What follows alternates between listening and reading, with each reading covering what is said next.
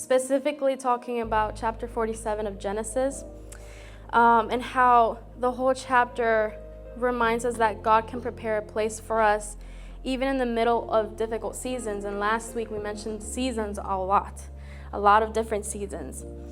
And in this passage, there is a famine that affected everyone, but God had already sent Joseph ahead to create a path for survival.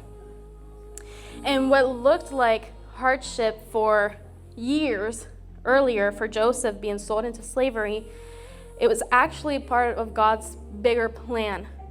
One of the main key takeaways that I wrote down is God prepares provision before the crisis comes.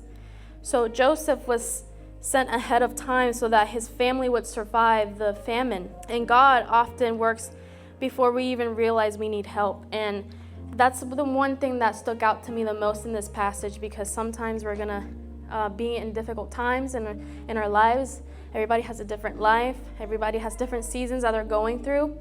And we see Moses' frustration and, asking God and telling him, I don't need to do this. Send somebody else to do this. And asking him and telling him and begging him, this is not for me. This is not for me. And I can't do this. I don't talk well. I don't do this. I don't do that. And it's like the provision that came afterwards. God sees your heart. And always cleanse your thoughts. Always cleanse your intentions. If your intentions are correct and your intentions are to always obey God and do what He has established for us to do, we will see the provision. We will see the passage. But there's also a different process after the process you finish.